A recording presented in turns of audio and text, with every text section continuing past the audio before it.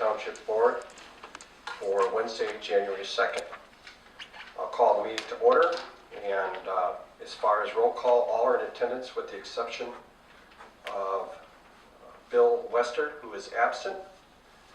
If you'd all join me in pledge of allegiance.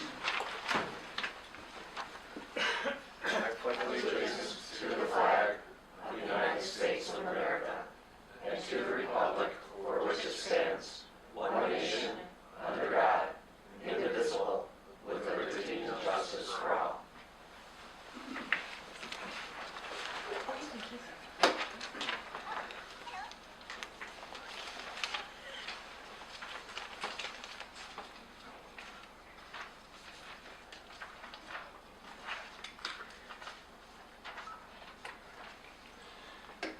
Okay, next we have a guest speaker, State Representative Mary Wyford, with a legislative update. We don't have a microphone, so you have to speak loudly. That's fine, thank you.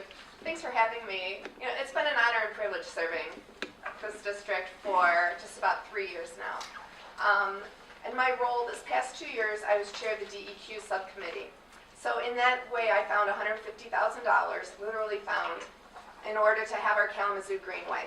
So if you haven't had a presentation yet from the Outdoor Discovery Center, their plans are completed, and it's really pretty remarkable. When you go through the packet, hopefully they give you a copy.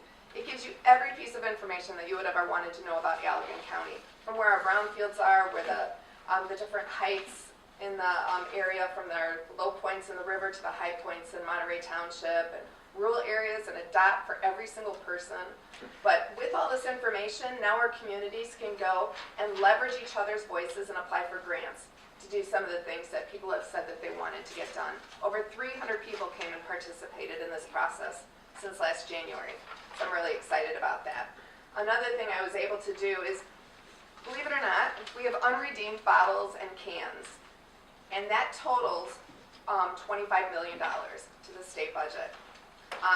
25% of that goes to retailers to buy those machines, and so now the DEQ actually uses $20 million for cleanups, for environmental cleanups. Well, I went through and I found in several line items where they had budgeted so many positions, but only had so many people in there, so I split the difference. So I found $1 million for recycling grants. So that's to focus more on our rural areas. So if you guys want to go and purchase a bunch of bins for the community, apply for that grant. And that's what that is for. Another thing I found was, we talk a lot about flint and lead. Well, I found that most children are poisoned from lead paint. And so I found $2 million to do lead remediation testing and grants.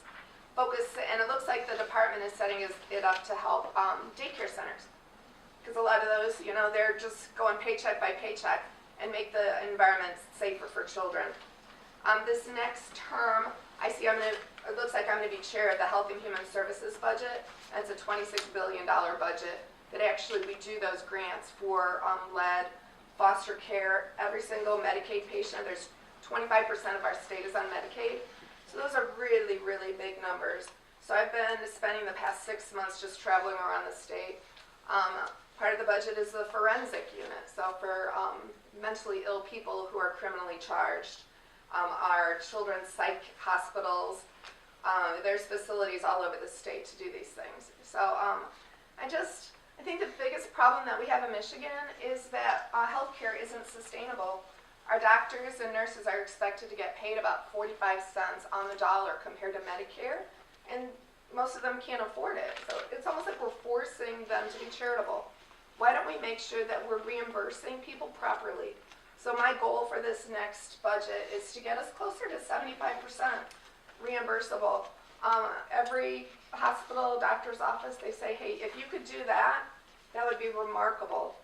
We could take care of the people in Michigan, and you know, right now they're not getting taken care of. Dentist's office won't take in Medicaid patients because they're getting paid so little they can't even pay their hygienist. So that's my biggest goal with that budget. And then I'm on the leadership team, so I am assistant assistant floor leader. So that means I'll help run the floor when we're in session. Back to one thing, as I traveled around the county, I noticed that we had 4 major issues. One was broadband, and that's something that you guys see every day. I've been dealing with this for 2 years. Came up with a bill. We were almost done in December, getting everybody on board to be able to have broadband grants to help rural areas, and just to be laser focused on streets and homes and businesses, instead of doing these wide swaths that can cost $100 million. So the governor found $20 million in the budget.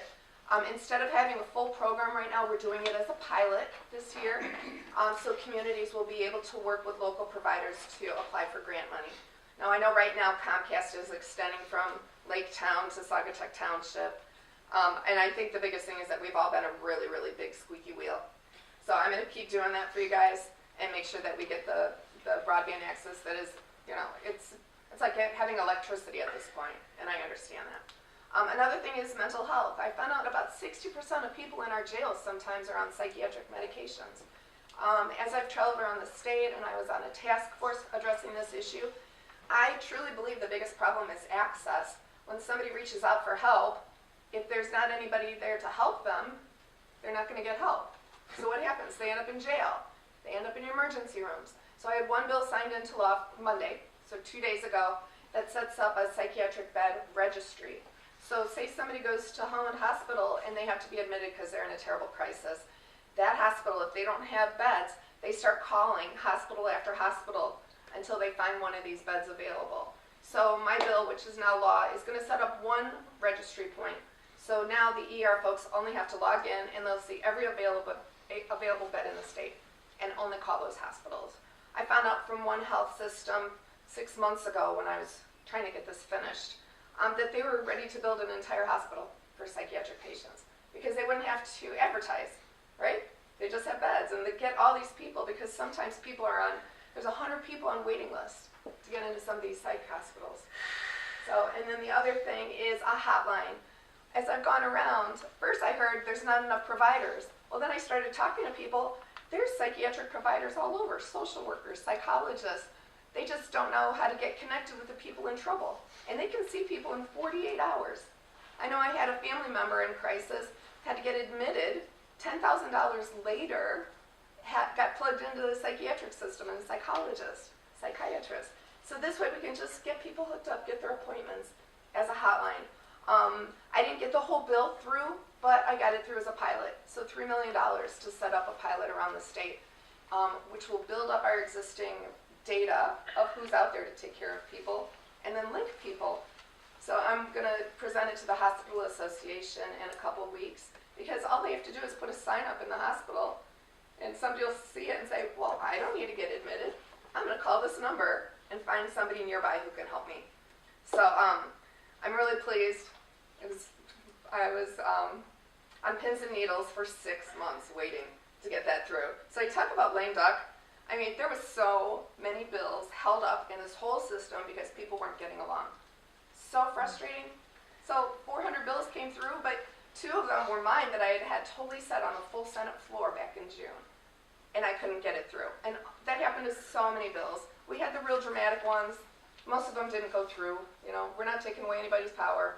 But I don't probably you see in, you know, even in your township, somebody can say, hey, I've got this great idea, I'm going to do this, this, and this.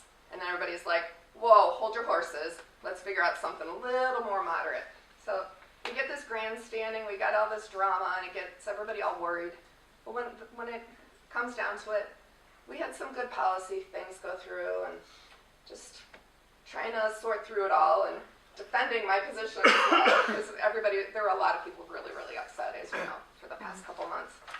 I think the final thing, I talked about the grants.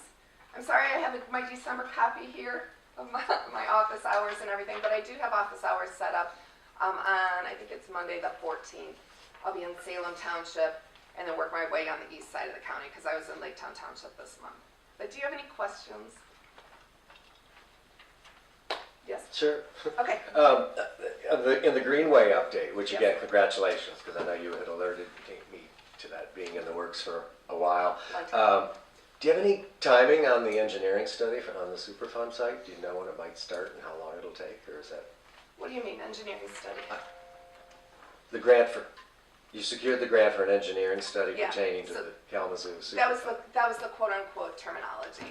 Oh, But it okay. was just setting up a long-term plan with community input Oh, okay. to be able to. So is do that these plan things. finished? Yeah, that plan is finished. And where, And now they're hitting the road with it, so they should be around soon. The and that's Outdoor what you Discovery said Center. ODC can disseminate. They've been the ones who have been shepherding this through. Got it. Thanks for Yep. clarifying that. You're welcome. Any news on Asian carp? I just found out that Illinois refused Michigan money to help fight it. Wow. Okay. Yep. Do you know when the deadline is for the pilot grants on internet? It is part of the 2019 budget now. It was signed into law on Monday. Okay. So the actually, I think really all the wording is put together. Yeah. And they really modeled it after the bill that I've been crafting for the past few years. So they should be putting out, and as soon as I find out when somebody can apply, I will send it off to you guys. Great. Thank you. You're welcome. And has leadership given out? I mean, are you going to keep your chairship of the DEQ? Is that still up in the air, or do you think? I will not have DEQ, I will have DHHS, so the Health and Human Services Oh, okay. budget. Well, that's a good fit too. Yeah, Thank but the person who's gonna have the DEQ budget, Yeah. I'll be there for them you. Good. and help them All sort right. through everything. Okay. Thank you. You're welcome. Anybody else? No? You? Thank you. Well, Thanks a thank lot, you. Mary, we appreciate Yeah. that. Okay, Happy New Year. You're welcome, Happy New Year, thanks for all you do. So at this point, we'll open up for public comments, starting with the first row. And the second row. And the third row, public comments. Next row after that. If you'd please state, since we don't have a microphone, your name and address, and I'll repeat that so that our little microphone here will catch it.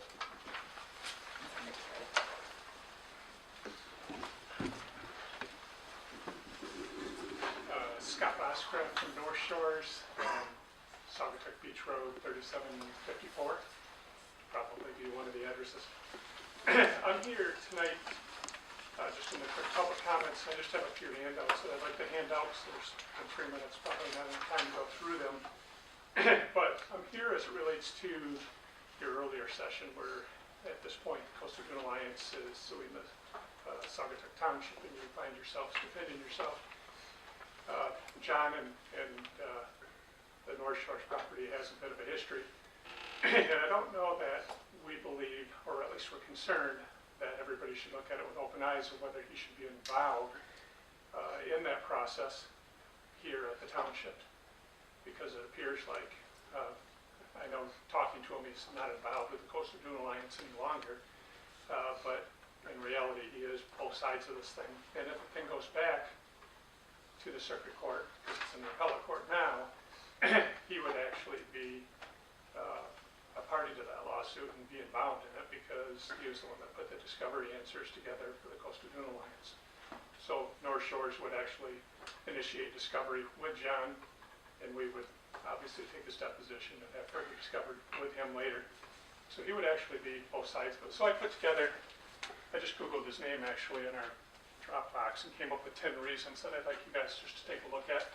And you don't have to do it right now. Of why I believe that if John isn't willing to step aside, that maybe the 3 or 4 of you that are left should take a vote and decide whether he's appropriate to be in that position. That's all I have. Thank you. And then 165, before I forget, was the number for the difference. Thank you. You're welcome. Any other public comments from the next row? Any other public raise your hand now, or we'll close public comments. Public comments closed. Let's move on to the approval of the agenda. Are there any additions, deletions, or removal of items required?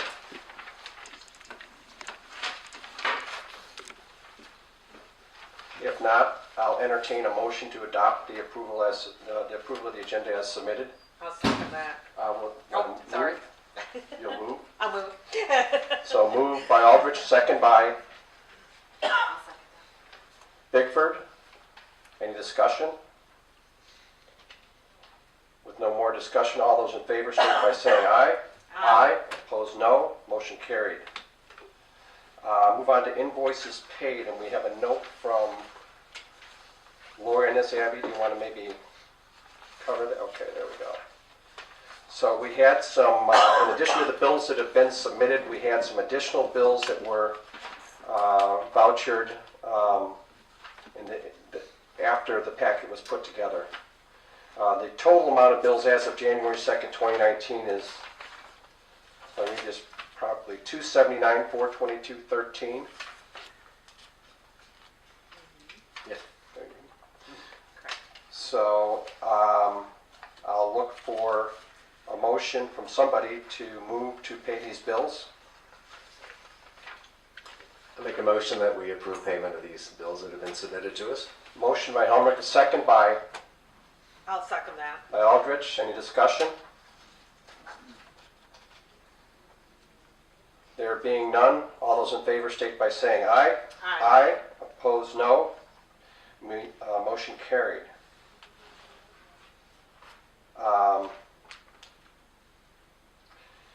I see a treasurer's report listed under 6E. Is that where you wanted your treasurer's Yeah, report? that's, yeah. Okay, we'll move on to treasurer's report. Thank you.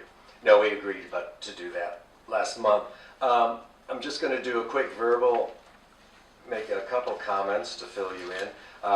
Originally, I said my intention was to, on a monthly basis, fill the board and the public in on the broad strokes of like the budget versus actual and spending and what's coming in. Just through December 31st, which was Monday, there's a small negative balance right now, but I'm not raising any concern, and I don't have any line-by-line items to report on, because the bigger picture story is property taxes, as you know, started to pour in. We're getting some 60 or 70 per day. And the other thing I just wanted to share with you, I discovered last Thursday, working with Peter from the city, we haven't paid our disbursements to the fire department or the library since early October, and that was kind of new information. So we need to catch up with that. So that'll be some expenses, but it's good. We want them to hit when they're supposed to hit. On a positive side, in the last month, I've made 2 disbursement payments to all the school districts and the county. So we caught up there, because that was something else I told you last month. We discovered that the township had fallen behind on, and we're current now. So next month, the budget versus actual numbers will be a lot more reflective of our situation. Anything else? Let's move on to minutes. Approval of the minutes. We have November 16th, 2018. I think these have been revised. I'm not sure. Well, these one of the ones that weren't correctly asked to have redone, so I believe they have been. But let's go through and approve them date by date.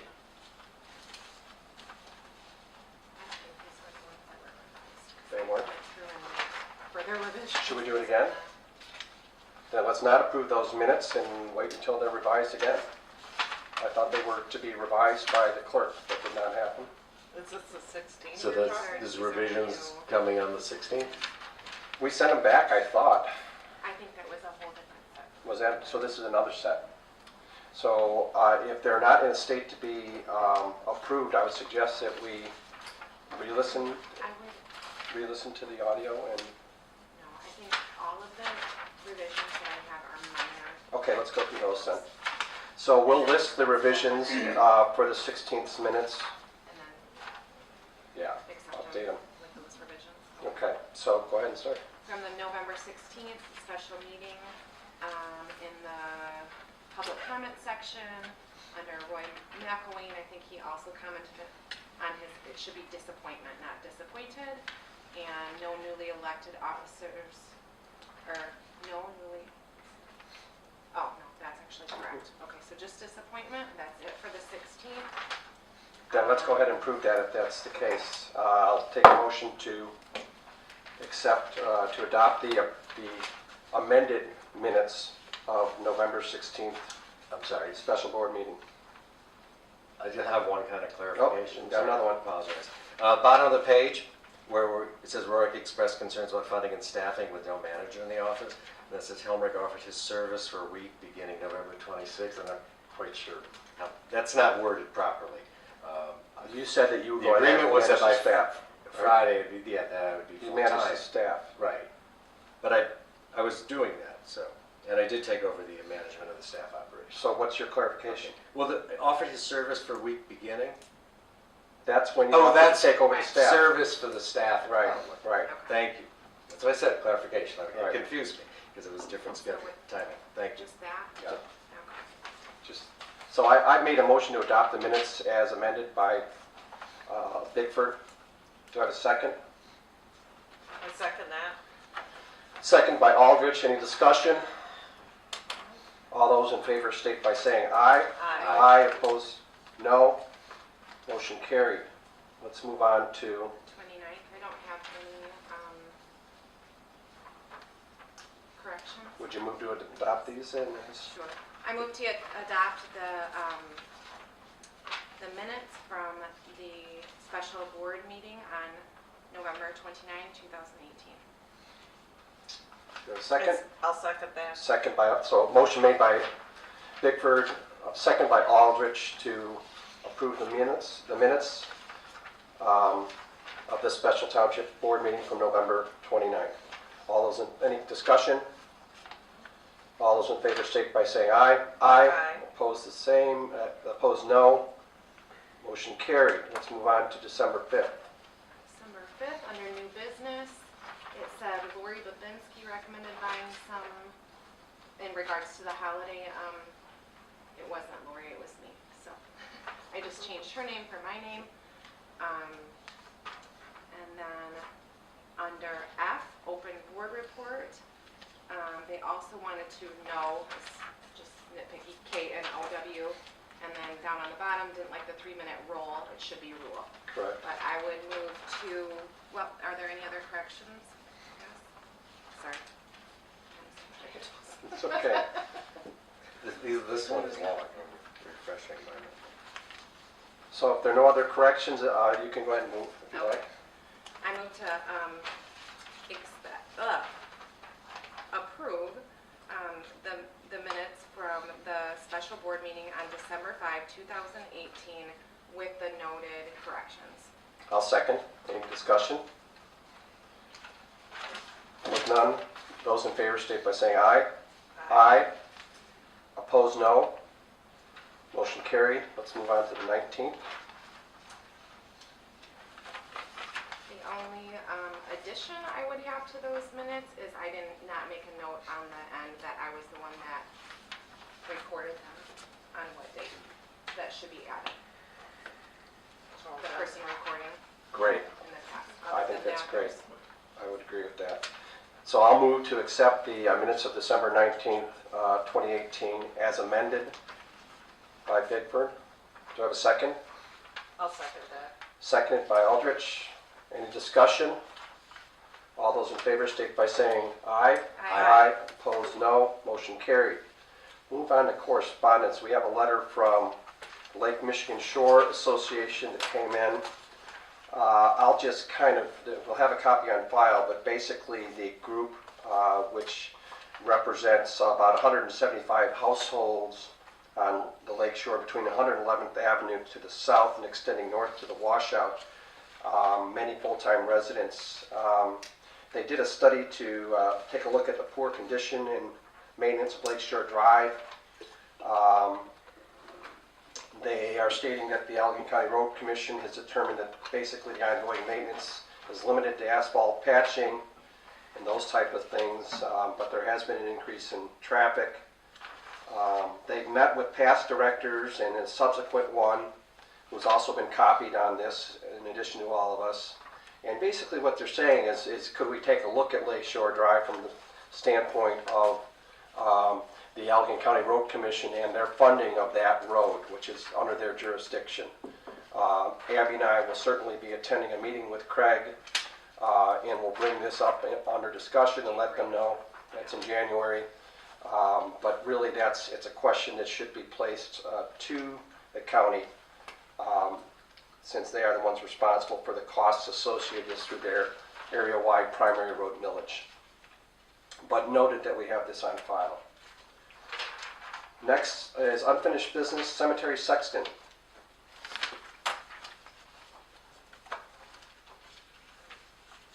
Oh, just wondered how we stood on that. Right, we were waiting clarification what on the rate. Yeah, just,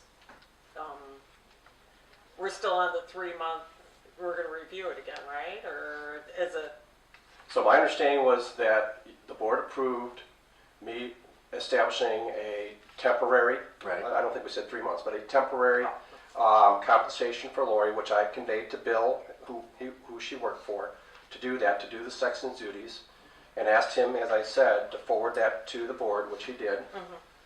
She's currently been doing those duties actually since Aaron left.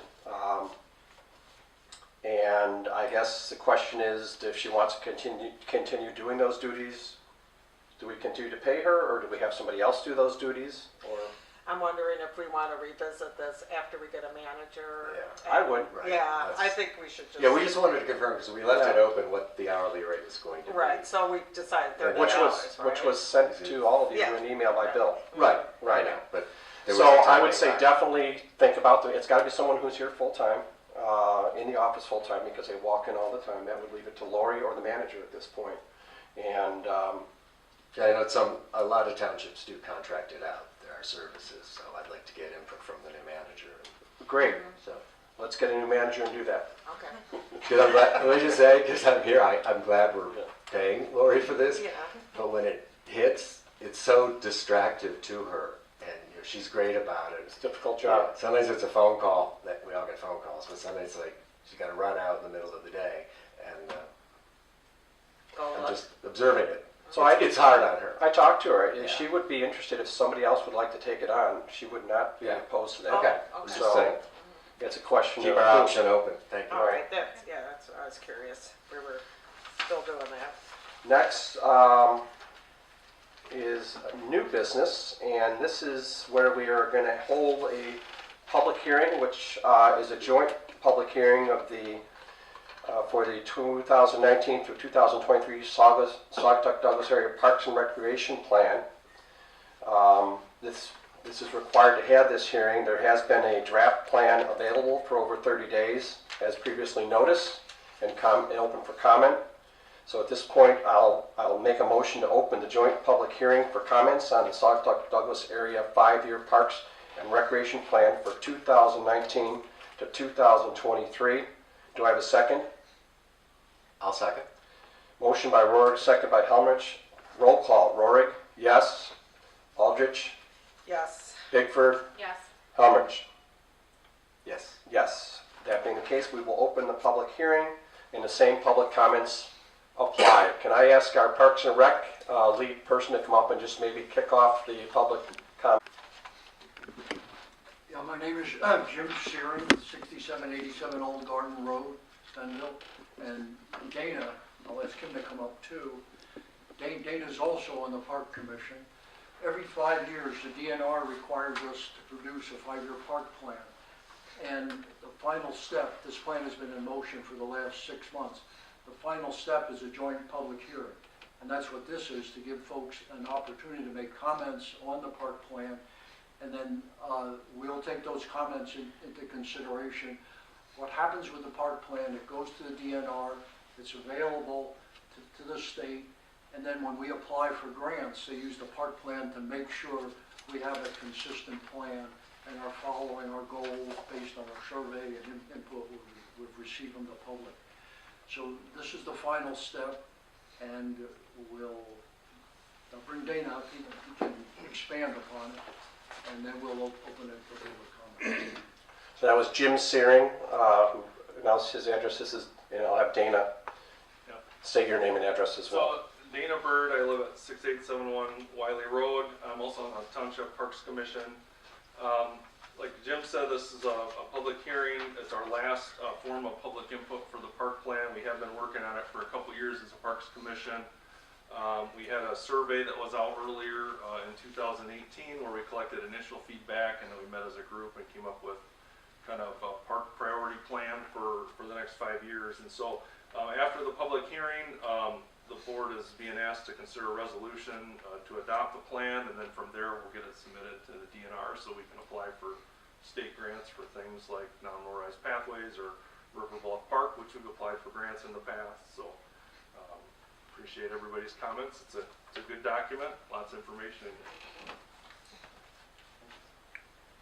Okay, so now we'll accept anyone who would like to comment publicly. Please come forward.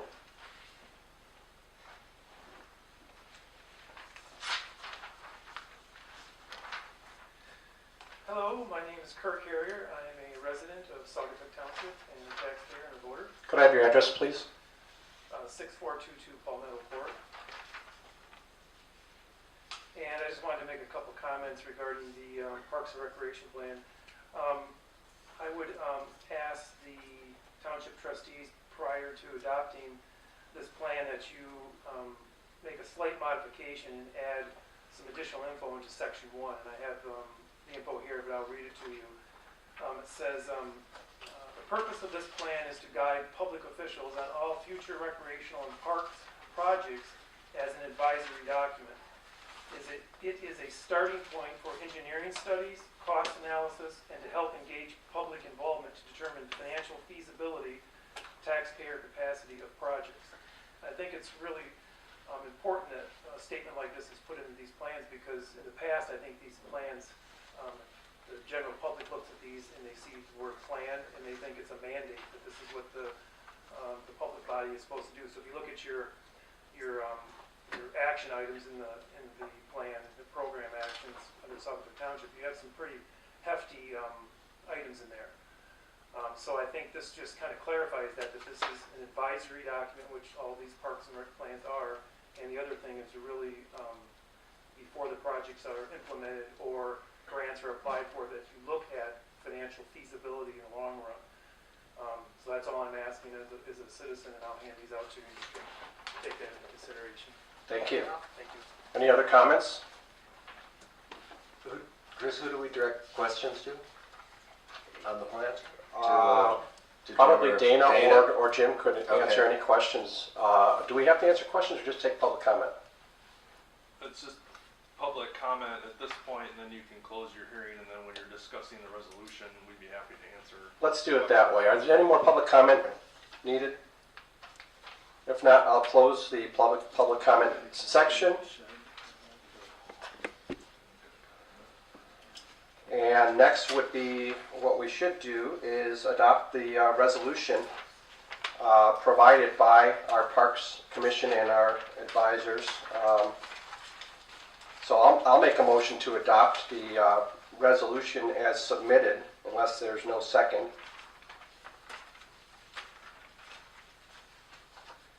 Is there a second? There being no second, the resolution is not adopted. So I don't know if there's any more business that we can Well, again, do on that. At what point would a member of the board ask a question on the plan? It would be during discussion on adoption of the motion. At this point, let's So go ahead and, then I could second it to open. yeah. Okay, I'm happy to do that. So I had a motion, I had a second. Okay. Let's now open up for discussion. And why don't I have both Jim and Dana come up? I don't know if you heard this issue, or is that new to you? That's new to us. It is. From the city of Saugatuck, did they provide any comment at all on this? Not prior to this. Are they involved in this? The city? They are not. Okay. The original plan was to have a plan that was a tri-community plan. Right. Our prior plan was a tri-community plan. Douglas, the township, the park, or the school department of rec, and the city of Saugatuck. The city of Saugatuck redid their plan about a year ago, I believe. And since they did that, they felt they did not want to be part of this tri-community plan. So they withdrew from the plan. And so the plan today includes the township, Douglas, and the school systems. And that's what this plan is for. Douglas has had their public hearing. The school system is not required to have a public hearing. And then, So would you have any opposition, including that in this comment that's been requested by a resident? Including that in, I guess they want that in the introduction? There is some verbiage. I read it earlier today about that it's a guide, not a, it's meant to be a live document, Right. not binding. So I don't know how that compares with that section. But yeah, I think the point, what this is saying is that some of these are quite large projects. Right. And these are estimates of approximately what it would cost. Obviously, we're not going to undertake these costs without your approval, and most of them would require a grant. So this gives the state, the DNR, it shows them that we're planning ahead. We've got some goals, we've got some objectives, there's things we'd like to do. It's not committing any funds to this. Any funds would be committed by you. And it's just a proposal. And it's my understanding, Dana helped me out on this, but typically the state looks very favorably when more communities participate than not, as far as showing that we're vested and they would.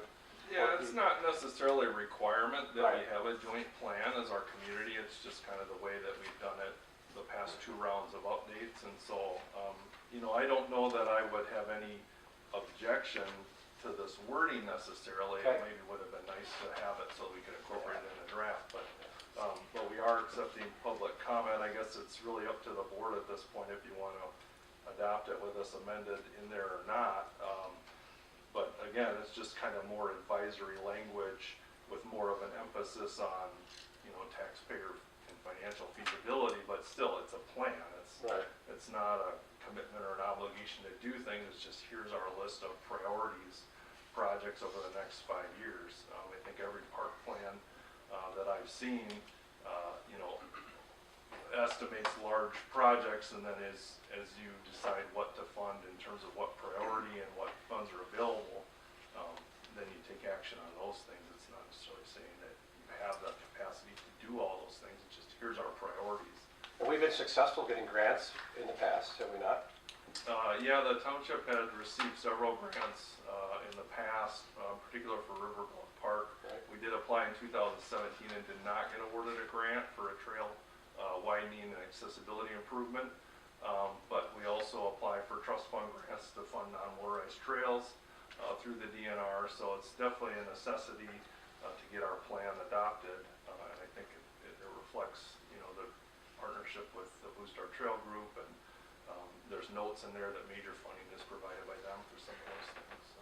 And for those who haven't been around long, I can tell you that this group has, over many year period, put forward to the board some ideas of what they'd like to spend so that we can put it in capital outlay, and those dollars are available for after grants to do engineering studies.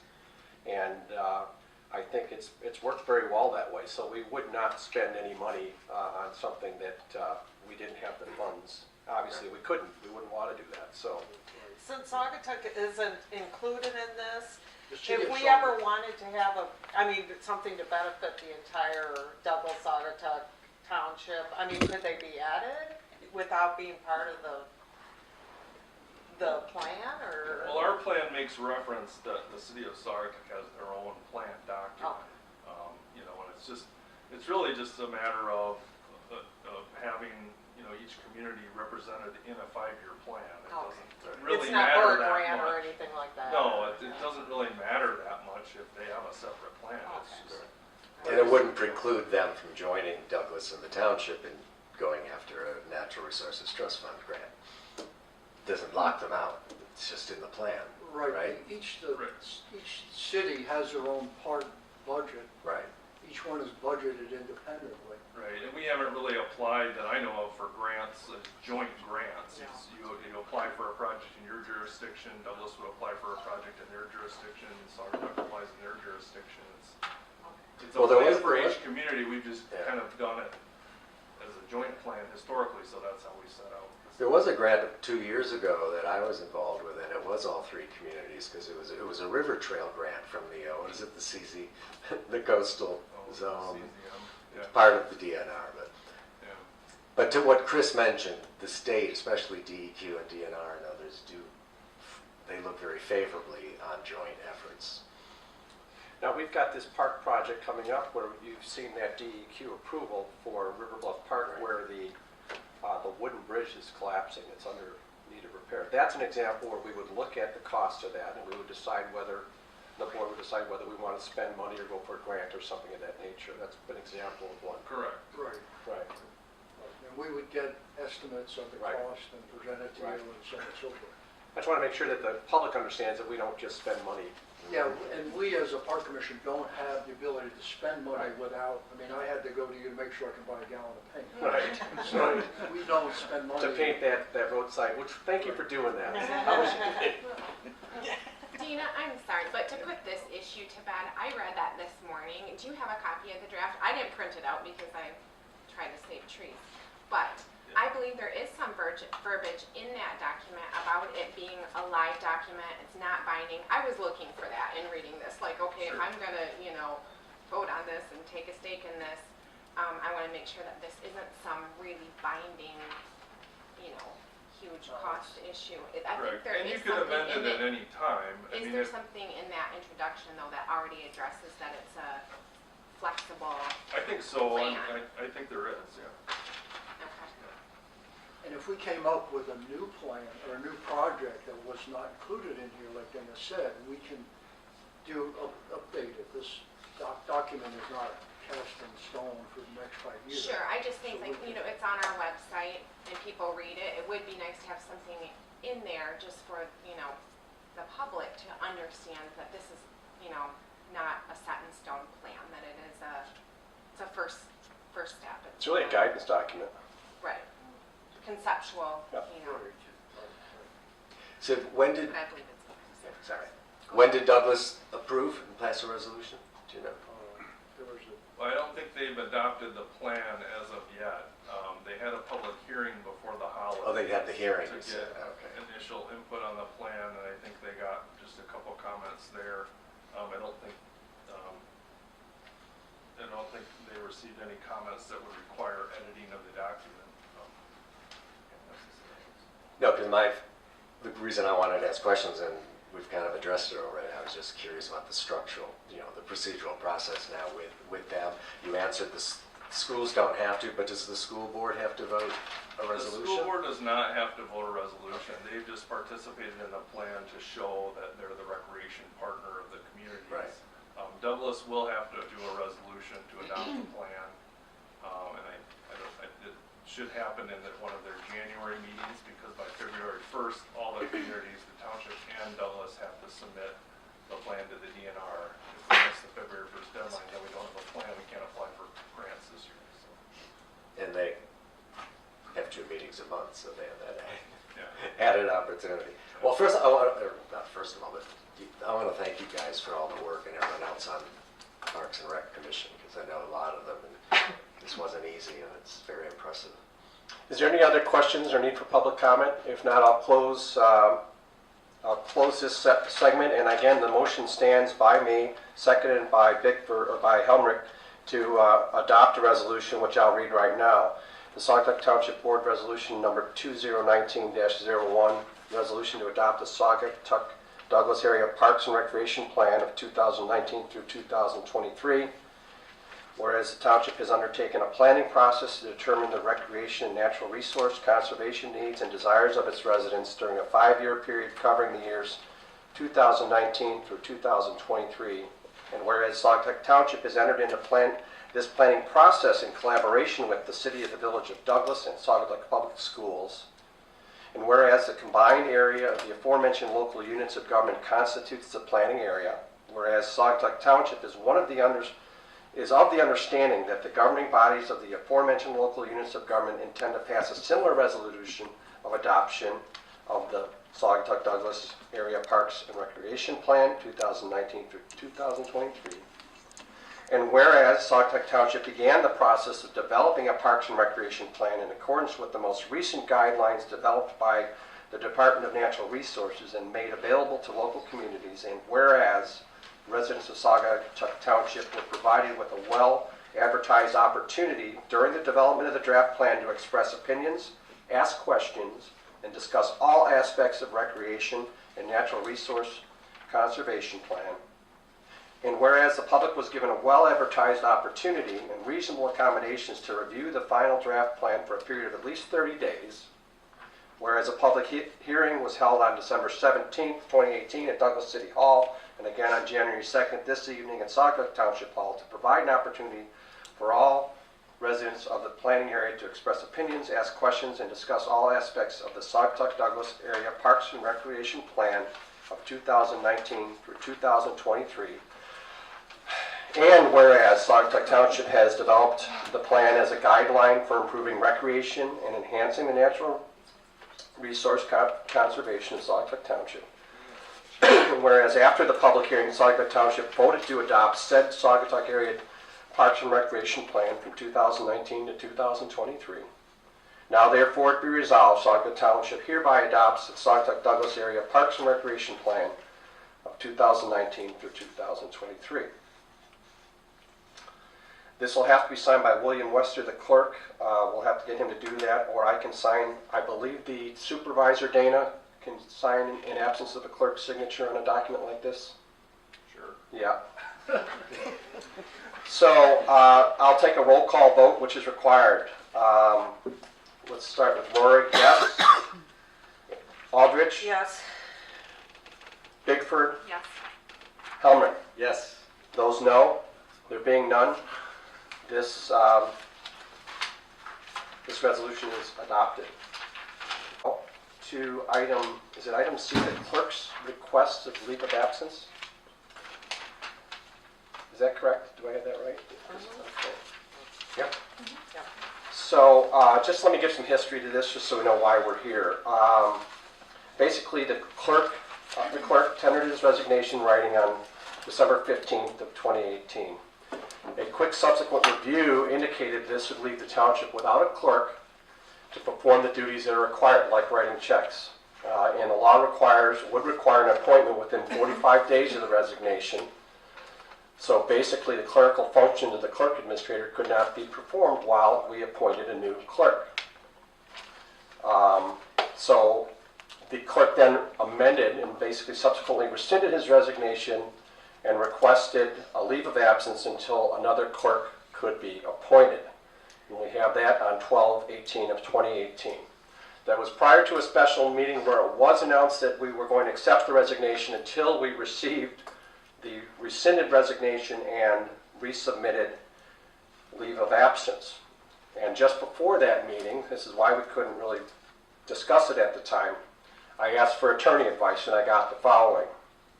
In my opinion, this is a legitimate leave of absence request from Township Clerk Bill Wester. Essentially, Bill is asking a family medical leave under the Family Medical Leave Act. He does not meet the eligibility requirements for that act, but the board would have the discretion to grant leave to him. No doubt periodically elected clerks and treasurers are sometimes physically disabled for months at a time, during which their duties are performed by their deputies. In this case, Bill has a deputy and the township has an administrative clerk employee who happen to be the same person, which is Lori Babinski. Lori can perform the duties of the clerk position during Bill's absence exactly as is contemplated by Michigan statutory law. Bill has offered in writing to reduce his compensation to zero during his leave of absence because his deputy and the administrative clerk, the same, will be performing the duties of his job. The board is free to accept that request that Bill's salary be eliminated during the leave of absence. Bill has also offered to actually resign from employment before the leave of absence expires if the board finds a replacement for this position. Thus, the board has the authority to look for a replacement for the clerk position, understanding that Bill will remain on a leave of absence during the search, and understanding that Bill may be asked to submit a written resignation if and when a replacement is found, and if that happens before the 6 months have expired. Our attorney advises the following. At a subsequent meeting, the board should adopt a motion that accepts Bill's written request for a leave of absence and for an elimination of his compensation per his letter. If that motion is adopted, the offer from Bill is accepted. If the motion makes any changes to Bill's request for a leave of absence, then Bill's offer is rejected and a new offer has to be made by the board. And Bill would be asked to agree to accept the board's new offer of a leave of absence per the amended terms. So therefore, I'll make the following motion. I make the motion to accept Bill Wester's letter of 12/18/2018 requesting a 6 to 12 month leave of absence without pay. This motion further directs that the township search for applicants to fill the anticipated clerk opening should Bill Wester resign. Finally, the motion directs that when an applicant is chosen for the anticipated clerk opening, Bill Wester will be asked to convert his leave of absence request to a resignation, even if that occurs prior to the expiration of 6 months. Do I have a second for that motion? I'll second it. Discussion. Yes, I would like to share some information with everyone on this issue that we asked and got advice from the Michigan Townships Association, because there was this confusion, and Bill did rescind his initial resignation when he was informed by us with the MTA's help that the day a clerk or treasurer resigns, their deputy goes with them. If that had happened in this case, we would not be able to pay bills and sign checks because both the clerk and the treasurer have to sign everything. He then changed it to a request for leave of absence. The MTA's head legal advisory person informed us that for an elected official, there's no such thing as a leave of absence. They have a deputy for the purpose of filling in while the official is not available. If the clerk isn't around performing his duties, then the deputy would be allowed to perform those statutory duties. The clerk is still the clerk and is due the salary for the office as long as he is the clerk, whether he is doing anything or not. So in short, the situation you described, yes, the deputy would be able to perform the duties of the office if the clerk is not performing the duties. There just isn't really anything called a leave of absence. He's still the clerk, just not maybe doing the work, which to me says there's no need to vote on his request for something that we're told doesn't really exist, and nor does it need a term. Just some other things to bear in mind relative to if this is leading to him resigning and having to be replaced by the board. I won't read all of these, but the board may appoint someone to fill a vacancy up to 30 days prior to the effective date of resignation. So if Mr. Wester were to submit a resignation for February or March 1st, the board could appoint someone, as I said, up to 30 days prior to that. So it can be done in a very open way. I said the official deputy does not continue as deputy, so we're bearing that in mind very much. And then a new clerk would have to appoint a deputy, which could be the current deputy, I might add. And the other thing I found interesting here is that well, if he was at a meeting, I mean, the clerk can vote on their replacement and discuss that if they're present, but that's a detail. Yeah, So I wanted to share all that because I think it's unnecessary. Well, I think I'd like to get an opinion on that, but the opinion from the attorney is just what I made, and actually he wrote the motion for me, so that's what I moved. It's been seconded. Fine. The I only just other wanted to thing share what the Michigan Township Association tells us. They're worth every $5,000 we pay them. So what I want to make sure you also understand is that we do have a policy for appointments to boards, commissions, and committees. It is a township policy, and that dictates that when there's an opening, we open to the public, and we ask if there's anybody that's interested to sit on these boards, commissions, or committees. And we have a file like this of people that are interested. So I think that's the best way to look for a new clerk, to ask if there's anyone who might be interested. And I have made in the motion that we direct the board to do so. So, any other discussion? Yes, I guess for me, it is a matter of semantics. This leave of absence is really, he has a deputy. That's why deputies exist, to step in for elected officials when they're not able to do their duties. So for me, that's, a non-issue. I guess the part that is important to me with accepting his letter would be that we would open up the position of clerk immediately for applicants so we can expedite that process. Further, I guess I would just like to advise the board that I would like you to consider me for the appointment of clerk, and for the public to understand that that would, make the clerk position open or potentially a trustee position for potential applicants. I think that's my only Any other comments? discussion, comment. Comments?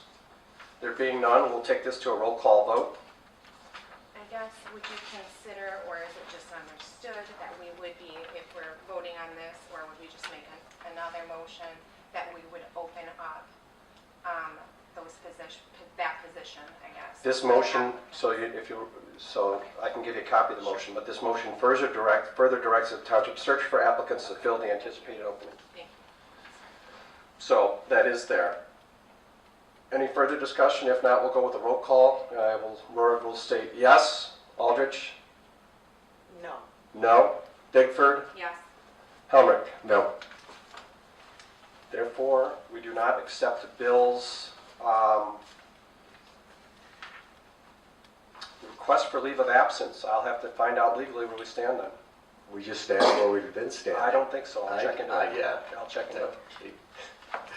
He can say We he don't doesn't have want a to get paid or get paid. He doesn't, if he's not coming into the office and performing his duties, he has a deputy who is doing that.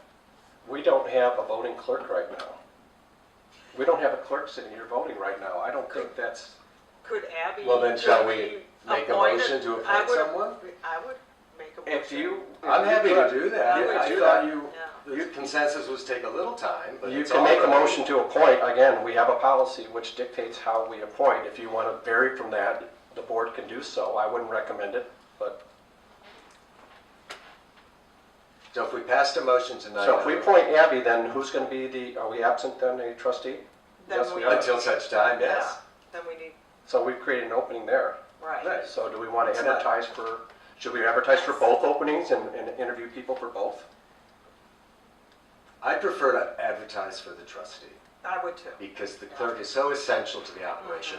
And as great a job as Lori's doing, she doesn't know the job yet. She's in massive training, just like I am as well, and she has to bring people in. She doesn't have anyone in the office like I do that can help with the training. So it's really, I'm trying to lighten her load a bit and take that in consensus. I think if you want to be transparent, you want to be open, you allow people who might be interested to apply for it, but as a board, it's up to us to Well- decide. Isn't it as a board, we are allowed to appoint somebody? Yes, except we have a policy on how we do it. If you want to vary from that, that's what you're doing. I sent this to you. Yeah, I know, yeah. So what, just as a, I don't have that in front of me right now. I have read it several times. Basically, once an What would opening be missing if we did Once that? an opening is official or term is near expiration, the clerk shall notify the manager, who's not here, and supervisor, who is, that vacancy is, that's a vacancy at the next regularly scheduled meeting.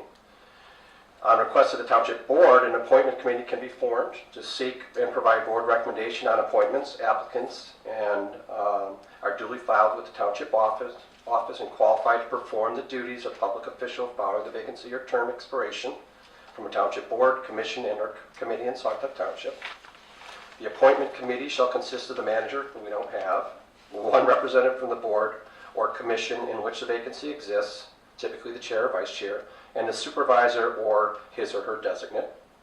The appointment committee shall review all qualified applicants of appointment that are duly filed with the township office and seek to provide the township board with either a written or verbal recommendation for consideration at their next regularly scheduled board meeting.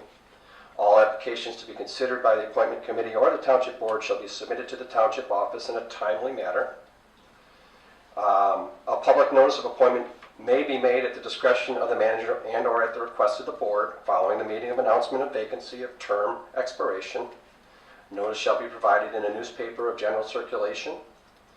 The application of appointment that is duly filed with the office shall be necessary information needed to apply for an appointment and shall be made readily available to the public at the township office during business hours or online. At the request of the qualified applicant, the clerk shall be responsible for keeping his or her respective application for employment on file for future consideration of appointment pursuant to any and/or vacancy or term expiration of a board, commission, or committee in Saugatuck Township. So the purpose of this policy, in case you're wondering why we have it, is to promote the equal treatment of all individuals and to assure equal opportunity to all persons in the area of employment, housing, public accommodations, public services, discrimination based on race, color, religion, gender, age, height, weight, marital status, sexual orientation, national origin, physical or mental limitation is contrary to the keeping of the peace, goodwill, and harmony among the citizens of Saugatuck Township and is strictly prohibited. As an equal opportunity employer, Saugatuck Township shall not discriminate its employment or appointments for its public officials. So that's our appointment policy. Thank you. And I admire all the points in that policy. So right now, we don't have a clerk. No. Okay, we're going to stay that way? I would like to want to talk first. And let me tell you where I'm sitting, where I'm thinking right now. In light of the fact, two things. The election was just a few weeks ago. It was a unique situation. It was a recall election. 4 of the 5 members of this board were voted out of office by the voters, recalled. I believe Abby may have even gotten the most votes of the 4, but 1 or I did. Everyone got, all 4 got between 10 and 15%. It was a decisive vote for change. That makes me feel much more comfortable in this situation that the public has so recently endorsed Abby to join the board. It makes me much more comfortable to consider. My other point being the fact that we're still talking today on the agenda about how to fill the manager and zoning administrator position. If we move forward, last week at a special meeting, we all agreed we were going to bring on a search firm. We've had interviews with that person and gone back and forth. We have a proposal to consider to use that person. We've also had some candidates emerge. We're going to talk about that later. Bearing those 2 things in mind, tonight I am comfortable in making the following motion that we appoint our trustee, Abby Bigford, to the position of clerk to take effect immediately upon the date that the current clerk, Bill Wester, is comfortable resigning. I second that motion. So we have a motion by Helmick, second by Aldrich. Any discussion?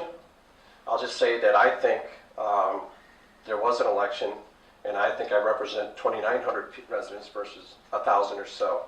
And I think we should open it up to all our residents. I didn't understand that remark. I think we should open up to all residents. No, the one before. You said it was just an election. Did you think that means everybody in the township wanted you to come in and? I didn't take understand charge? your remark about 2,900 and yourself. There are more people that I think I represent than just the people that voted for you in the election. That's what I'm saying. So the bottom line is, I I don't think you've got 2,900 right. votes. Well, I'm not going to. And you ran out of votes, so I didn't understand the pertinence of the comment. So I won't be voting for it. Any discussion further? I think I've made my position clear that I want to be considered for it. I have office hours already. I've been working with Lori already. I talked with Bill Wester. He's given me his blessing to take minutes, to take that part on. I intend to ask him if I can, if he's okay with me helping put together the packets and the agendas. I am perfectly willing to step up and think that could be a great option. However, I would like to open it up just with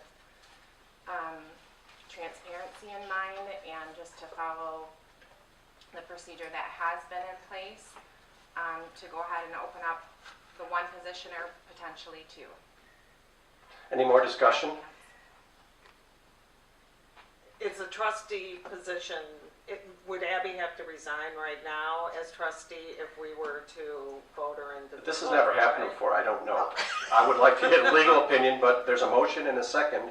We've had discussion. I'll call for a roll call whether we adopt it or not. Rorick, no. Aldrich, Yes. Bigford, No. Helmrich. Yes. Motion does not carry. I will check with our attorney and figure out how we can get out of this mess as quickly as possible. That being said, on the agenda? Yes, because of the fact that we don't have a clerk, and the deputy clerk was asked. I mean, we had a hired person doing minutes. They were incredible. She was extremely good at it. Apparently, she got a job that doesn't give her any freedom to do that. I think the last 2 special meetings, our clerk was just the little recorder. Before this, what we just discussed kind of occurred, the reason I wanted this on the agenda was I thought that was a problem and that we should maybe be advertising to pay someone to come in and be a recording secretary at these meetings until such time that a clerk can do that. And so I asked Abby to check with the clerk, who is the one who appoints those type of positions, and I believe he said yes. Yeah, he's okay. So we with have it, a and recording I'm secretary. either willing to do it at the $20 an hour rate when I'm in the holding office hours or at the $50 per meeting. Correct. All right. Either way. Understood. Great. Proposal for Saugatuck Township preliminary water service line inventory. I'm going to ask Dana, who is our township engineer, to come up just so you can ask any questions. But basically, the state has mandated that we replace lead and galvanized water lines at a cost to us, the township. And that's from basically all the way to the houses. So it's something that is pretty substantial. And that inventory is required by January 1st, and Dana is in addition to being a township resident and being on our Parks Commission, is also the township engineer for Prine and Newhoff. They made a proposal in front of you to conduct that study. What I want everyone to be mindful is this should be paid out of our water fund, and we have the funds to pay for the study. What I don't know is how much of those water funds are going to be sufficient to pay for the remediation phase and any other type of water line extensions or any other type of water projects that we might be faced with. So this is mandated by the state. We have to do this. Anything that's discretionary, we're going to have to reprioritize to make sure we can cover this, which it may not be much money, or it could be, but I'll let Dana talk about his proposal so you pretty much understand what it's about. Yeah, so Dana Bird with Brian Newhoff as Township Engineer. You have a proposal before you because of the new MDEQ lead and copper rule, which was adopted last year by the legislature. It requires a preliminary water service line inventory. The water service is the smaller pipe that comes from the main in the street to your house. With all the lead service line information in the news recently with Flint and the water crisis and everything, the state has really tightened up the regulations for how municipalities, communities need to account for those service lines, to know what material they are, and whether or not they think they're lead or galvanized. If they are lead or galvanized, they're going to be required to come up with a plan to replace them. There's a two-step inventory that the new lead and copper rule requires. The first step is a paper inventory to go through whatever records are available based on as-built drawings, when things were constructed, to come up with a list of things that you think are lead or galvanized and what you think are not. And so based on that paper inventory, you come up with a list of things that you think are either lead or galvanized, or you don't have to worry as much about. On the smaller list of things for the township, most of the township's water system was built more recently when lead and galvanized services weren't used. So the majority of the water system in the township is going to be copper services. But there are a few areas historically where things are prior to 1980 when those materials were used that we have to look into and do a paper inventory on. So of that smaller amount, then the law requires that over the next 5 years, those are actually verified, physically verified. So sometimes you have to go, if you don't know what the material is, you have to go out there and dig a small pothole and figure out what the material is. And of those ones that are confirmed, then over the next, I think, 20 years, the community has to budget to replace those and phase them out entirely. And so this proposal is just to address the first step, the paper inventory that needs to be submitted to the DEP by January 1st of next year. Did your proposal also come up with maybe a kind of a rough ballpark for replacement also, so we could determine what that order of magnitude is? Yes, so when I had talked to Chris about this, we were talking about what is the financial obligation, can we forecast what that is at this phase of the game, when we say, okay, there's very few of these in relation to all the services in the township. And so we did add item 6 to the proposal, which is over and above what the state requires. This is more for the township. So once we identify the number of services we suspect will be lead or galvanized, we'll put a cost estimate on that for budgetary purposes, so then you can understand what the next phase might cost to verify, and then ultimately a worst case scenario for replacement of those services. So we have money in our water fund to cover this study. We actually have water in our money in our water fund coming in on it's a monthly basis, if you recall. Thank you. So that will be building up as far as funds going in, which we account for just this type of thing.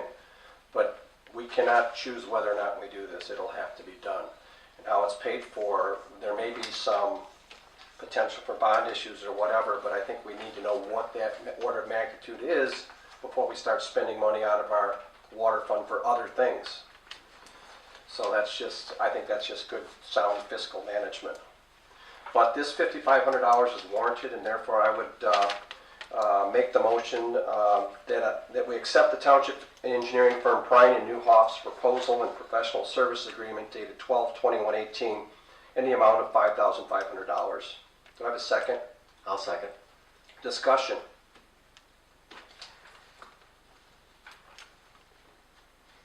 So we're going to want to weigh any additional water projects against what this order of magnitude is as we go forward. Did we want to mention that other one we were talking? Go right ahead. Well, there's, on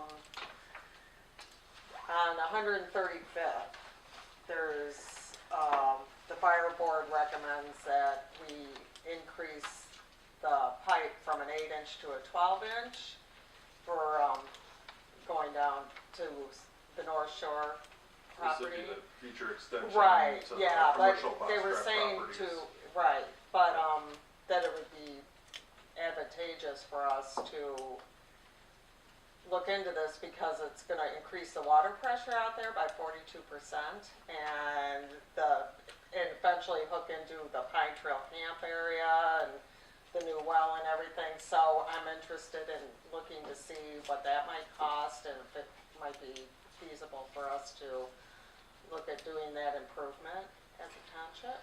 Yeah, and so I think we had some discussions, and I was looking for a ballpark from engineering firm. Was it 152?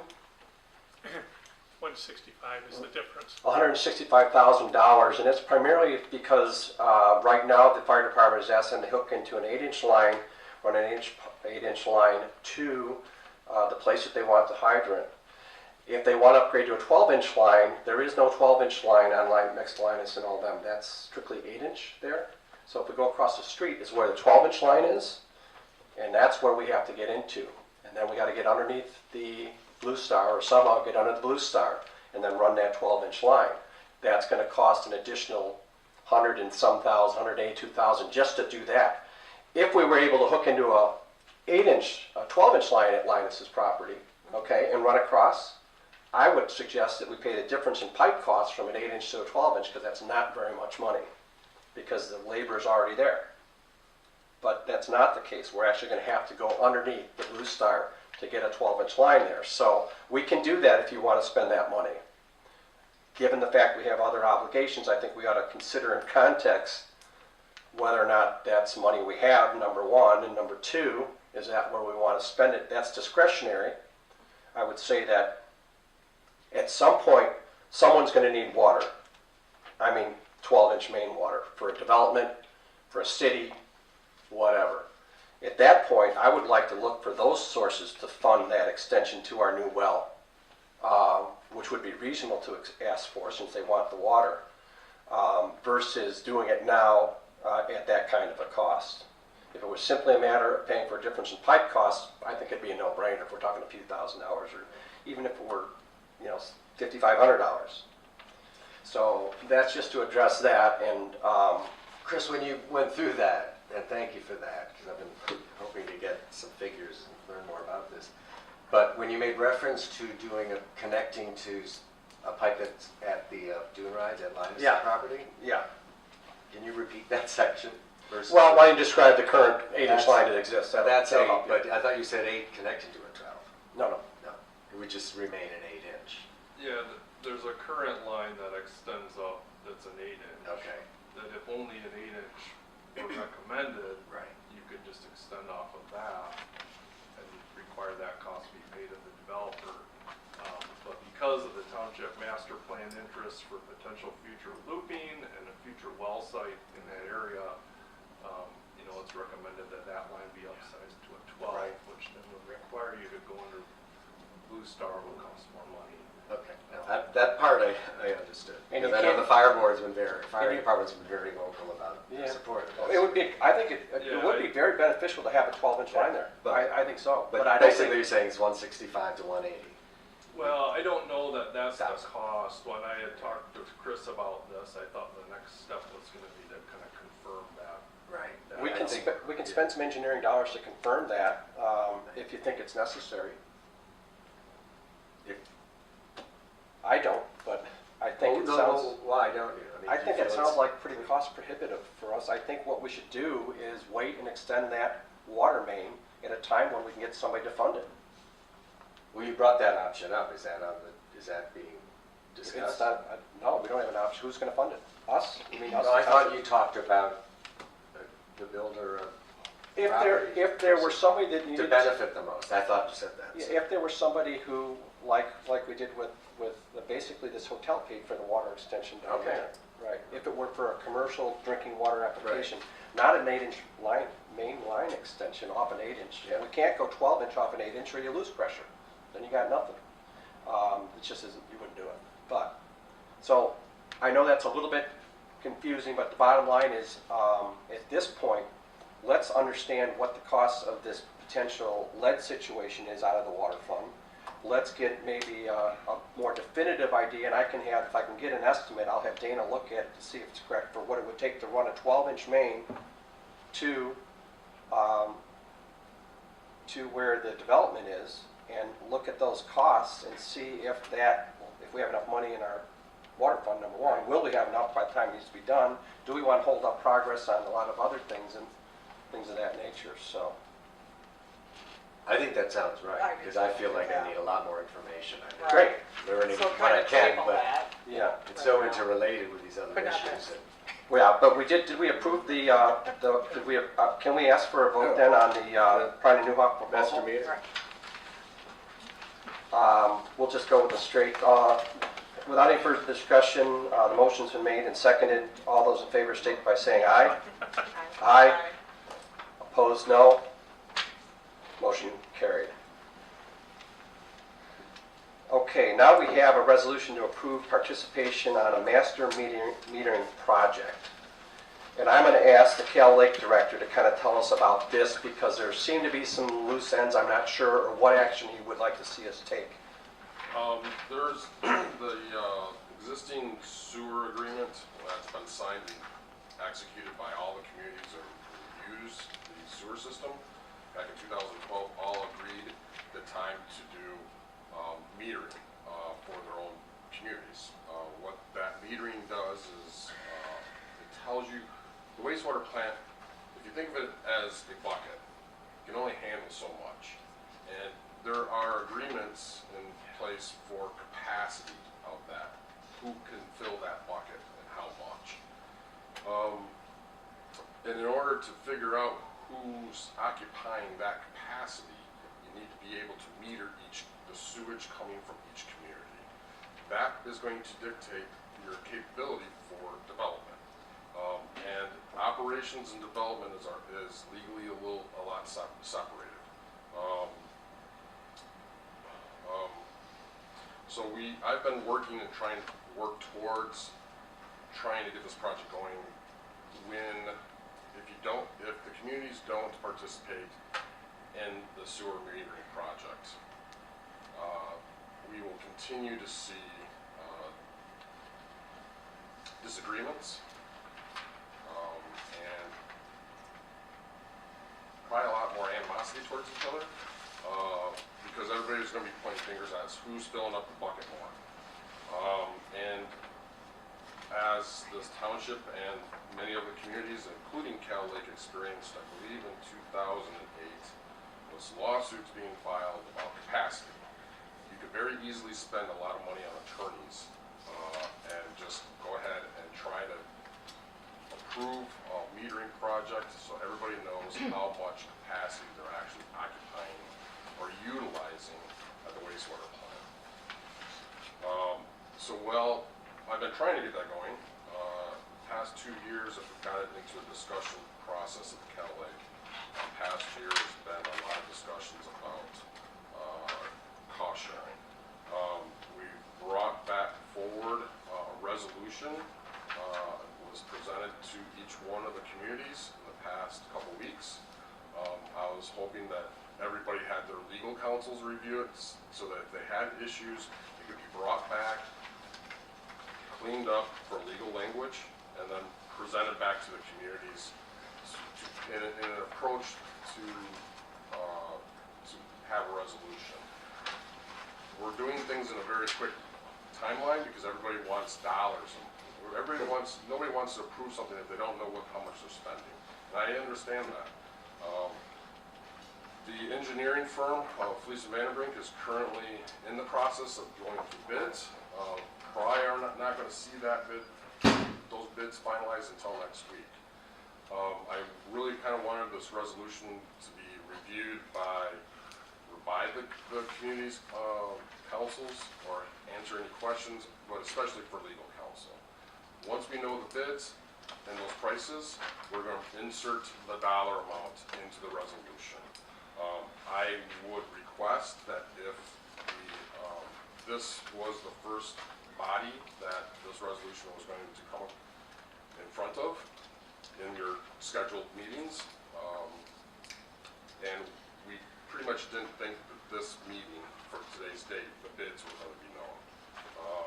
So I'm hoping that if this board, this body, has another meeting later on this month, that probably maybe in 2 weeks, we would know the dollar amount for the project, and then that dollar amount could be added into this resolution. There's an estimated amount in parentheses at one point of Yes. 13,000. Is that the 13,000 probably the estimated prorated pro rata or the complete? The 13,000. I thought I saw that maybe. 13,082 is listed as a estimated amount. And I just meant, by amount, does it mean Off the top. total or? Off the All top. right. I mean, I wouldn't want it. Okay. I wouldn't want But it. there are, There were- RFPs are out for A 3 bids. year ago, there was some dollar amounts on the Okay. project. Okay. And then when the Cal Lake board saw it, everybody would go, Right. whoa, and argued about it, and And what, here we are a year later. So it sounds like you want us to, I'll go ahead and send this forward to legal for legal review, to have that done as quickly as possible. Yeah. Once you get your final numbers in, we'll plug it in, and then we'll deliberate as a board over it and approve it. That may have to happen in a special meeting, because our next board meeting is February. first week of February? Yeah, so, depending when your costs in, I guess we can act on it, but it's good that you introduced it. We've been known to have Describe it. special meetings. Yeah. I was looking at this agenda and I saw that there were some motions and minutes to review. So I was like, well, good, maybe this body can have another special meeting. Can you just, for my sake, Let me- can you name the communities that this is being submitted to that are Well, gonna vote on? the four communities who discharge sewage into Okay. the Cal Lake. So that's Sewer. our typical 3 plus Lake Town? Douglas, City of Saugatuck, Saugatuck Township, and Lake Town Okay, Township. thank you. So this resolution has been sent off to all four Okay, communities. but none of them have reviewed and voted yet. I believe that their legal counsels may have. I know that Saugatuck and Douglas legal counsel had in November, and it was brought back to Cal Lake Board in December, and we ironed out the issues, and then So I'm anticipating a very quick legal review on this, but it is important. I think it protects us as township. I don't think we use some sewer capacity, but maybe not as much as correct. the other partners. So it really protects us from having to maybe be accounted for more sewage capacity than right now, which is kind of what that. Because once it's done and we're able to start metering, we'll have good information as to, okay, Saugatuck Township, you are actually using this much of your allotted capacity of treatment, or City of Saugatuck, or Douglas, or Lake Town. And all of that sharing has an impact and can have an impact on one community or the other.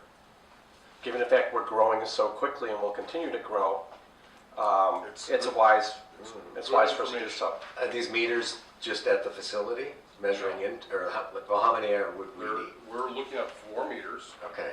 1 meter to kind of represent, because there's some physical issues that you have to deal with. Yeah, there's a meter for Douglas, and it's at the lift station. When I was working with the engineers and trying to find the most affordable location for meters with the least amount of expense. We were trying to find locations, and that became a large discussion. We have a meter at lift stations I commonly call lift station 6. And it's going to be right into the facility. It's a nice, for Douglas, it's a nice convenient location. And that handles 9, I'm assuming, because all I can do is look at unofficial numbers and guess. Probably approximately 97% of sewage is out from Douglas.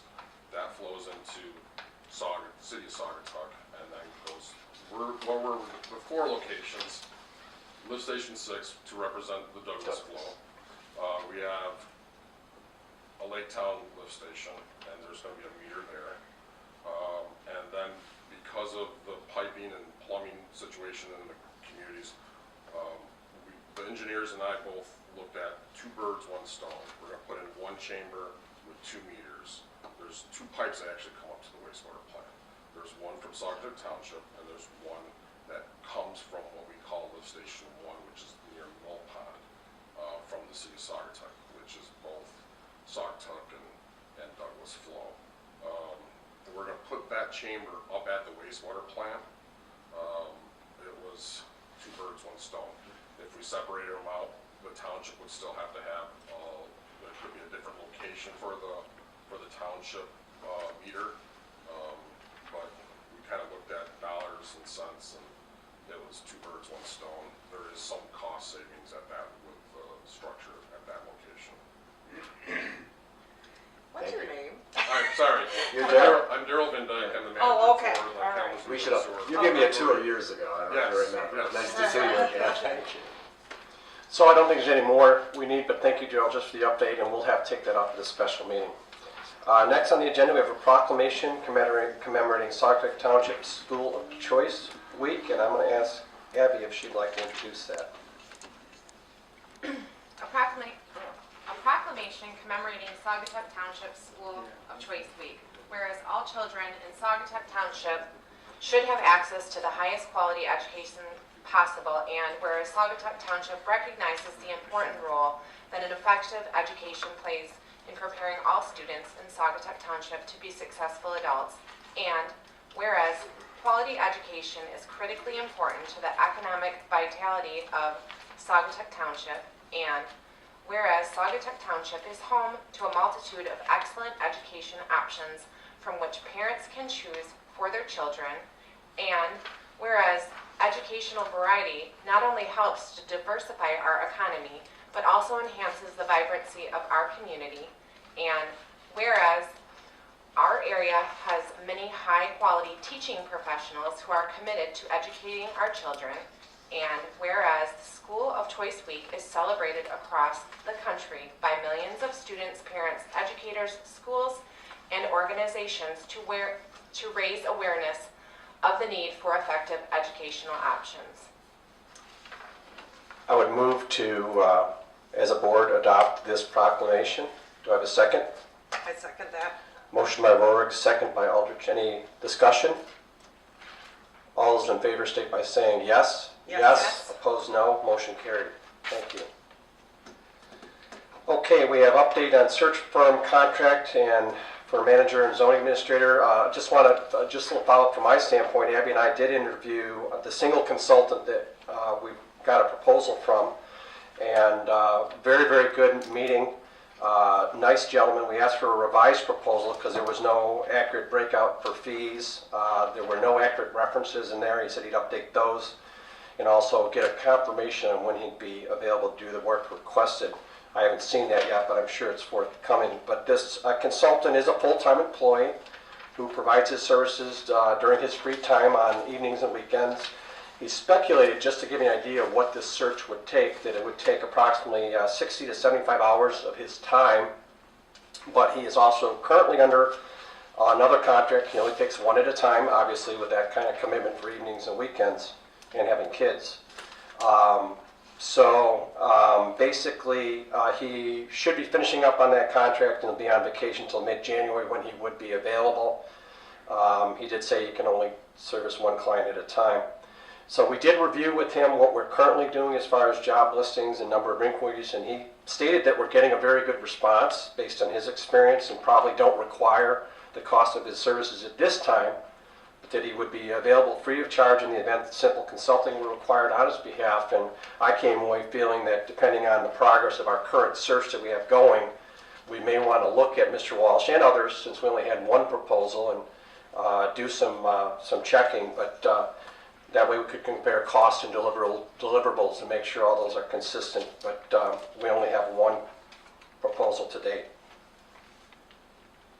I'll just add to that. Well, what we voted on last week at a special meeting was that finding a manager / a zoning administrator was our number one priority right now, and to move forward with Frank Walsh, who had done a previous proposal for a search that included the staff analysis we've all said we wanted to do.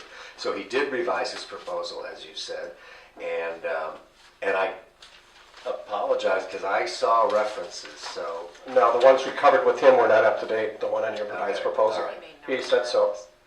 But I think I might have received an email subsequently that everyone didn't Well, if see. you could forward that, we could go through that Well, process. that's what I'm saying. Yeah. A lot of emails were coming in getting ready for the agenda today. So I just wanted to add that. And I was going to say as well, we may want to not move forward today because we do have some good candidates, and he was very flexible. He spoke with 3 of us individually. Very flexible on working with us and understanding that if a great candidate has actually emerged, why would we not go with that person or people if there's 2 to look at? So I'm happy to tell him, when I've talked to him, he knows the situation. As I said, he came back with a $7,800 total, payable half $39,000 up front and $3,900 upon conclusion of the search. And if he were not to conclude the search and find someone suitable for us, he would not get the second payment. And as you've already said, he only works with one client at a time, and he estimates that this search would take no longer than until March 15th. So, Okay, next is the update on the planning and zoning consultant. we also agreed last week that it might make sense to bring in the zoning firm in Grand Rapids that's run by Williams and Work. They had done an initial proposal. We agreed to have more conversations with them, and Abby joined me in the talk with both Lene and one of her associates who would be assigned to the township.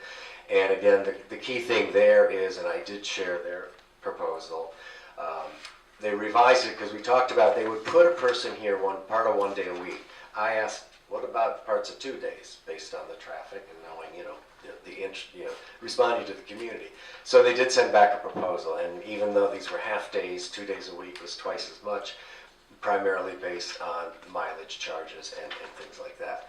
So it's out there. We can go with the 1 day a week approach, which was the original, let's see, was that $2,400 a month, I believe?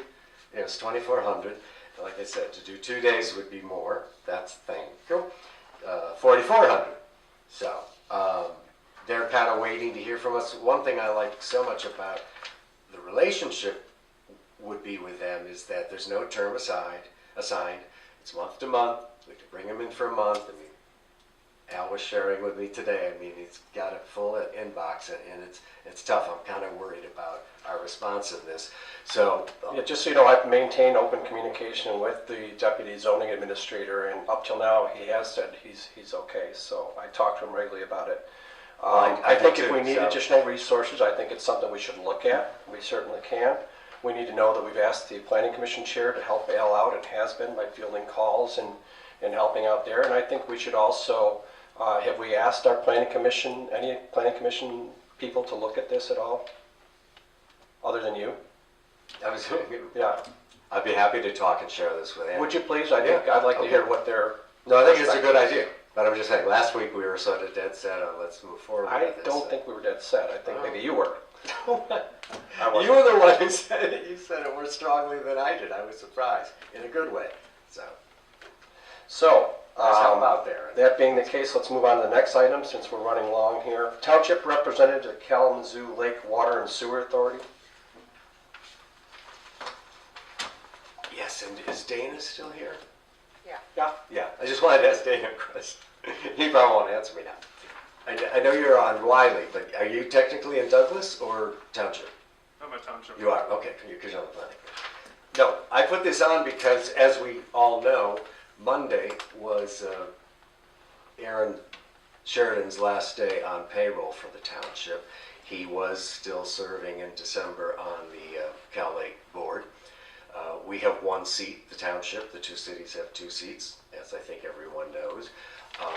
I've been getting feedback from both the cities, just wondering who we're replacing Aaron with, who will serve. There's some concern because in January, I think the Cal Lake Board is meeting twice, and I don't think we want to have a meeting with no one there. So, putting out there, do we appoint one of us to go temporarily? Are we in a position to put a permanent replacement? They've usually been members of the board, or No, it's been a township manager for the last 20 years. right. No, I say or staff. We don't have a manager right now, so I don't know. I was gonna. Yeah, so since it's been the manager for the last 20 years, I've been waiting for a new manager I can appoint to fill that position. In the meantime, he's appointed. It hasn't been changed. He's a secretary, I think, or treasurer of the board. I don't know who you're talking to, but I've gotten very positive response from both Cal Lake and from City of Saugatuck board members about his participation. And I see no reason to replace him until we get a new manager that we can assign to that role. I think that's unacceptable on several levels. He's no longer a staff member. He resigned. We set a date. We were very generous with him. He doesn't seem to be taking the, not even to get it. I disagree. I think his, But I don't- I you're think his not ability. there. You're I think not. his ability to serve on that. Both cities, Commission, and I'm he's been sorry, I appointed. keep getting complaints about it, and I think it looks terrible that we have someone who resigned and left our employee representing us in such an important position. And I was who are going you to ask replacing Dana, with? would Dana do it temporarily? He knows a lot about these Are there issues. options? I don't think Would you should you ask him that. First of all, he works for an engineering firm. and I wouldn't I know.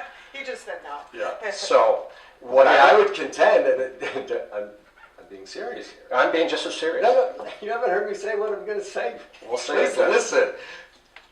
You know more about these issues before Cal Lake than any of us. I think it'd be great if you could go to those two meetings in January. If you don't want to go as a temporary rep, I think it's important that we're represented. I'm asking you if you would consider those two meetings. Maybe we'll have a manager by February. I feel very strongly, though, it should not be the former representative, Aaron Sheridan. I will not go as the appointee, no. I'll attend. Would you go as a non-appointee? Sure, I would go. I'll attend. Maybe. I don't know when they're scheduled, but I want to know when I can take your word. yeah. Well, I'd like to see when they're scheduled. So I have. at this point, I have that date. At this It's the point, I'm not 13th. appointed a replacement, and I have no desire to do so. I didn't move for that. Well, you don't have to. I'm not going to do it. You're next. Well, I'm going to make a motion then. It seems a motion is necessary here because things are kind of floating around. I just want to make a motion that this board acknowledges that Aaron Sheridan is no longer our representative on the Cal Lake Sewer and Water Authority. We will endeavor to replace him with an official representative as soon as possible. In the meantime, we're hoping that a member of the board will attend, at least one member will attend the two meetings in January so they can listen to what's being discussed and so it doesn't slow down the work of the authority and communicates back to the board. Do you have a second? I'll second that. Now, that's going to place us in a situation, if the board votes to do so, where we're going to have no really good representation on that board, given the fact that for the past 20 years, it's either been Aaron or Phil Quaddy. And if you think that's a good situation to put the township in on that very important board, you can vote for it. I will not. I have full faith in our own representation and the fact that I don't think we're well represented right now. Maybe we were. We disagree. I'm just. Are there other options besides you or Aaron? or one of us? I would not advise it. There are important issues before that board that need to be dealt with people that have knowledge of how it works. The current representatives on that board have been static for a long period of time. Since we only have one vote, I want the most qualified person to have that vote for us, and that person right now is Aaron Sheridan. A new manager will have to get up to speed I'm- on all of that as well. Our new manager should be brought on board with a transition period, hopefully taking some guidance from others on the board. But until we have a replacement, I would not remove Aaron Sheridan from that board. I think that's a terrible disservice to the township. He's the most qualified person by far right now. I'm not qualified and I have an engineering background. There's just too much information that has been discussed. We got metering projects. I haven't heard any reports back to him to the board in this last 2 months, and I've only heard complaints about him serving and the fact. And I hear positive comments, so you hear You say complaints, that. I hear I'm not positive. going to get into who said who said. Well, then let's call the question. Well, I made a resolution. We have a motion and a second. Let's go with a roll call. Rohrig, no. Yes. Aldrich, Oh, yes. sorry. Bickford, Yes. Helmrich. Yes. So Aaron Sheridan is no longer our representative to the Cal Lake Board. And we have no representative. This board agreed that one of us would be at the 2 meetings in January. Not a voting member. We do not have an appointed member to the board. Just so you know. We could do that, but we didn't. But I think it's important we have someone there listening and reporting back. Today was excellent because we had both Dana's issue and Daryl's visit. There's been no other intelligence sharing with the new members of the board. I find it very irresponsible, but Well, I would It's say been that's done. irresponsible of been Aaron done. Sheridan. let's move on Don't say to anything. committee reports. Planning Commission? I'm kidding. Planning Commission met on December 17th, and our attorney, Nick Curcio, was there. The full commission was there. I think the only agenda item was issues related to medical marijuana. And the commission, there are 5 types, there's 5 categories of medical marijuana licenses and businesses that communities are either opting in or out of. Our planning commission voted to approve 3 of the 5 to be in the township. Number 1 is production facility. This would be a growing source for medical marijuana, and it would be limited, I believe, and I'm not an expert yet, but I think it's C3, so it's totally commercial zones. Correct me when I'm wrong here. No, you're wrong. Okay, The- this was the one only on the highway though, right? The grow facilities are, would be in either agricultural or industrial. That's right, agri-industrial. Thank you. The provisioning centers, which are. Right, that's where number they 2. sell, That's a retail facility to sell. and that would be strictly C3. That's C3, I'm sorry. Because the minutes aren't out yet, I was relying. So C3, and also because of the nature of where C3 is, there's only a couple spots on Blue Star Highway by the freeway these could be. There wouldn't be anywhere residential or out into the township. That's the third, and then the second. The third one approved by the commission is safety and compliance centers.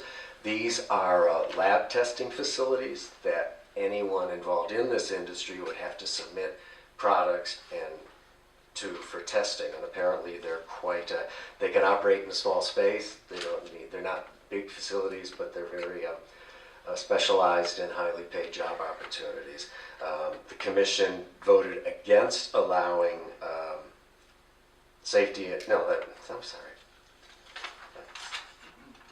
transportation, we voted against, which would be like special kinds of Brinks truck like parking lots and facilities. So we voted against that, and we voted against product manufacturing, correct? Okay. So with Nick there, the next step we think is he's working on amending a draft he had done last year relative to medical marijuana facilities. If that draft is completed in time, the next meeting of the Planning Commission is on Monday, January 28th. It could also serve as the public hearing, if the timing works, and then it would be presented to us as the full board in February. it's also likely, based on timing, that that hearing may become a February issue, and then we'd be seeing it in March. But that's what happened with medical. On the recreational front, the Planning Commission voted to opt out of any further consideration at this time of recreational marijuana. Out of curiosity, Good summary, yeah, 'cause it's, on the it's growth complicated. facilities, what's the constraining factor there as far as in the agricultural zone? Just plant it in a field, or is it a facility that you've approved? We approved, well, I don't know, No, it's indoor, I mean, it's. but is it just yeah. indoor? If we Yeah. said, no, it's Is not. it? I don't think so. So the question I have then is, are we addressing any of the power and water requirements? Oh, in those yes, facilities? We yes, are. that was discussed and brought up. And In density, I mean, can we do 80 of them, or 10, or how many? I don't remember if the You density can was. stack them, there's a requirement, then they could be stacked on each other to get more, is that correct? So we have to, okay, those are some of the things I No, was that's curious good, about. those are good, yeah, Yeah. yeah. The water So- and electric was discussed. I mean, it's definitely something you need to take into consideration. And I think the feeling there was if this was an outdoor farm or any kind of growth facility, they require so much water and so much electricity that a lot of our zoned agricultural land wouldn't qualify So, out of its own and existence. I don't think you can grow it in a field, because, right, you wouldn't want people coming to pick it. So, Just fenced it, yeah. But I know, because I keep getting confused because we were first presented with the plan by the one applicant for a totally indoor facility, but this would allow outdoor facilities. and so you're addressing any of the noise requirements or odor requirements in the zoning as well? I would think that would come later and come into the zoning drafting and with some direction from the state and what other Okay, communities are doing. good. It was it's a step forward, but it's not the end of the line. Sounds good. Anything else on planning commission? No, Road commission? No news. You and I are meeting with Craig Atwood with the county on January 8th to get updated and to just go over the priorities. Anything else? Interurban, Lori states that it has been approved for a new administrative vehicle. The second is a CMAQ grant, federal funds that pass through the state for projects that improve air quality. They were approved for 2 buses using alternative fuels, which should arrive sometime in 2020. And the board approved new computer equipment for the automated dispatch system. Fire board. The fire district is on track for a historic high in incident call volume. Final number came in at 907 emergency incidents compared to 813 in 2017. Incident call volume is up 94 incidents from 2017, or an increase of 11.6. Motor vehicle incident, car vehicle accidents call volume saw an increase of 23% from 2017. Special events are at 52 for 2018. That's where the fire department goes and for community safety, like the parades and things like that. Overlapping calls. Another emergency incident that requires fire department response that occurs within the time frame of a previous incident are up 40%, or a 21% increase from 2017. This is significant from a staffing and equipment resource perspective. I'd also encourage you to visit the website at saugatuckfire.org. Aaron Wilkinson and Chris Mantles have added a frequently asked questions section, and the photo gallery is exceptional. Really, you could spend hours looking at their website. It's fabulous. I encourage you to do so. Anything else? Nope. Next, Parks Commission. Jim, you want to? Yeah, I'll be brief. We did get the permit approval for the culvert to replace that bridge that I've talked about. We got a letter from the fire department that helped us along. We've gone back and forth with the folks from the DNR because it does have a small wetland area that we had to get approved by the DNR. So the permit has been approved. It's good for 5 years, and we're ready to go with that project. So just to refresh your memory, that's a project where we have a broken wooden bridge. We want to go to a land bridge. The first, as you go down the trail to River Bluff, the first bridge you come to, there's a little brook that runs through there. Part of this drainage off the interstate runs down and eventually ends up in the river. We wanted to replace the bridge with a culvert because we felt it had a much longer longevity, if a tree fell on it, it wouldn't hurt it, we removed the tree. But the fact that it affected the wetland, and we would reconfigure it a little bit to widen the path. Hopefully in the future when we get a grant, it would just continue on down to the river. So we went with a culvert. And what the fire district said is for some of their heavier ATVs and things to get across a broken bridge would be a detriment versus driving over land would be helpful. Exactly. And that helped us get the approval. Yeah, Anything else? Thank you. that's all. Open board report. John? No, nothing else. Abby? Nothing. Nothing here. No. Public comments.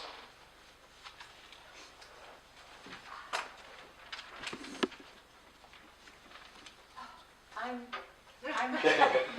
project. Yeah, just Oh, speak I can. louder. You want me to do it in my opera voice? I am Brenda Marcy, 3221 Lorimar Lane in Saugatuck Township. So I just have a couple of points. Well, first of all, I know how boards work. I'm going to pose some questions for you to ponder. I don't expect answers, so I don't expect a back and forth conversation. Chris talked about the $5,000 for the MTA. I was very happy as a taxpayer when you decided to join the MTA because I thought it would save legal costs. So I have this question.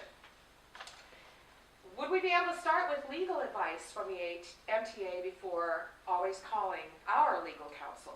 Again, I'm just posing these questions, which probably costs more money every time we call a lawyer, correct? And which costs more money, and then who are the subject matter experts and what advice takes precedence? So that's my question one. And then I want to make a suggestion.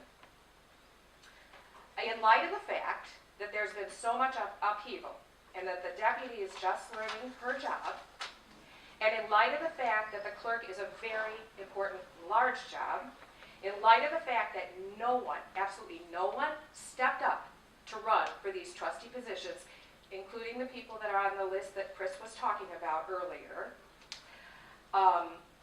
I would recommend that the board seriously consider resubmitting a motion and approve to move Abby into the clerk position and use the policy process for the replacement trustee.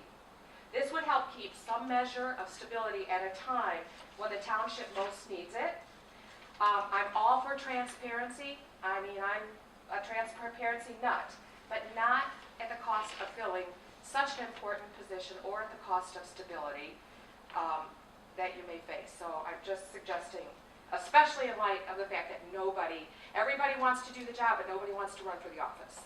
So I would ask you to reconsider that for the next meeting. Thank you. Any other public comment?